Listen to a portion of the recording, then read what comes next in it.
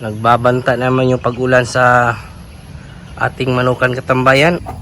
Sa kabila ng pangit na panahon, napanatili pa rin po natin yung ating mga alagang manok na walang sakit, kahit walang vaccine po ay malusog pa rin po. Dahil po yan sa magandang pabahay at saka malinis na tubig, maganda pagkain, hindi din po stress yung ating alaga, maganda yung ating lugar. Good news sa ating babuyan katambayan, at yan na nga po yung pinakahihintay po natin, yung mga anak, yung ating inahin.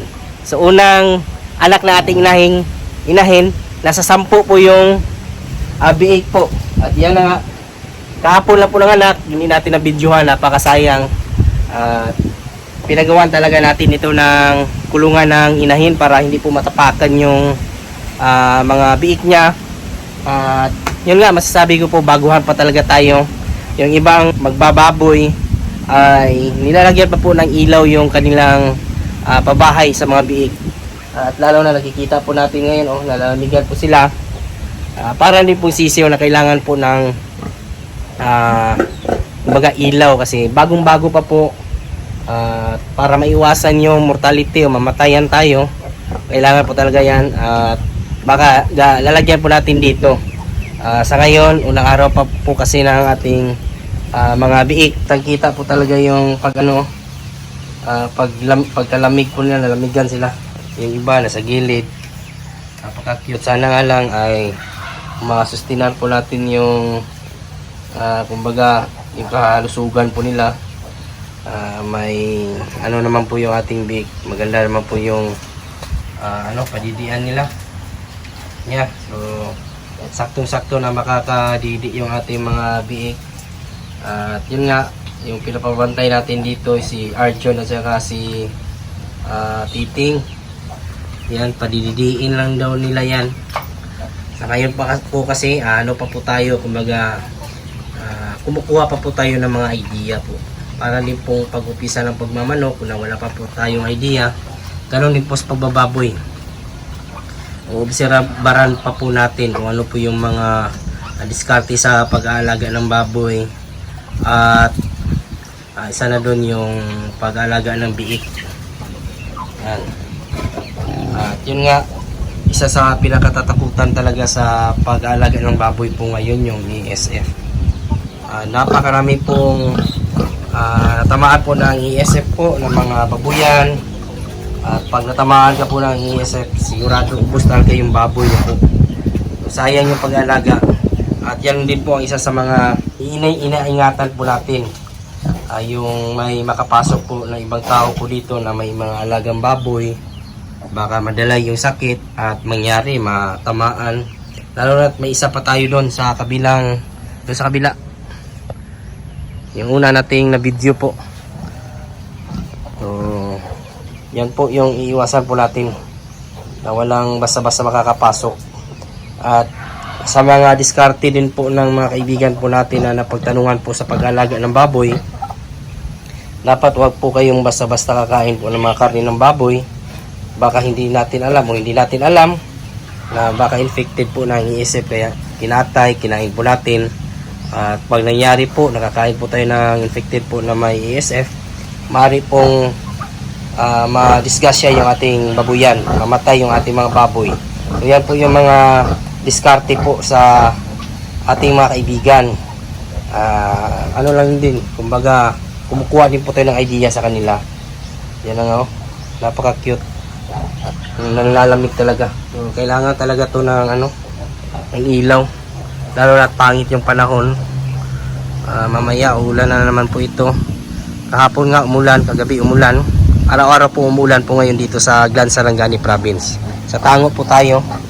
At yung iba din po mga nag-alaga ng baboy, mga katambayan, yung pabahay po nilalagyan po nila ng trapal, naka-close talaga. So yan din po yung isa sa mga i-improve po natin sa ating babuyan. Iwas din po sa lamig, at the same time baka may mga tawag nito, hangin, o yung hangin may dalang virus. At least man lang natin may harang po.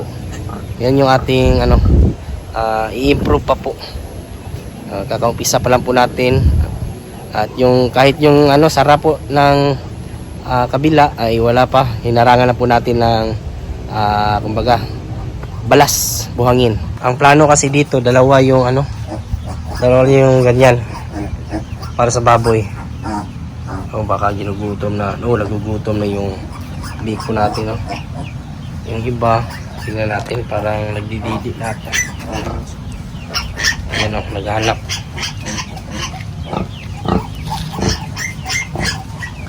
Yung sa baboy talaga, kailangan po talaga ng init. Yun. Kitang-kita na nang lalamig sila. Hindi ito pwedeng ganito. At may din pa tayo dito.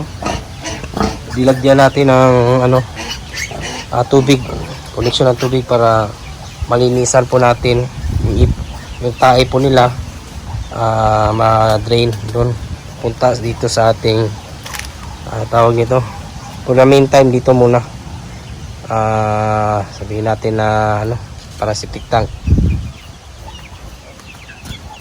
Yan, parang magdididi ata ito.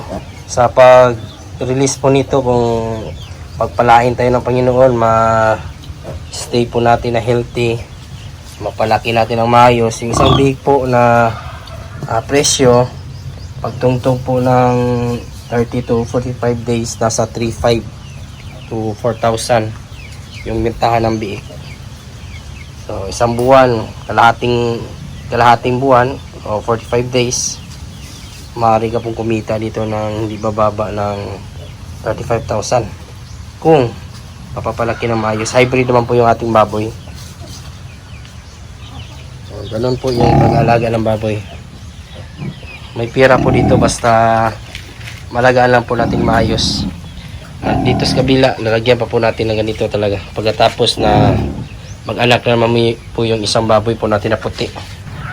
Yan, hinihintay talaga natin sa mga nag-alaga ng baboy. Pinakamasayang araw po nila yung mga nagkakalahin. Tayo na maka-happy natin. Kahapon sayang, hindi natin nakunan talaga yung paglabas ng mga biik. Yan lang po yung kaganapan ngayong araw mga katambayan. At maraming salamat po pala sa mga bago po natin subscribers and viewers. Welcome po sa aking channel. At kung kayo lang po ay napadaan ngayon, sana po i-consider nyo po na i-follow, i-like, subscribe. Napakalaking tulong po yan.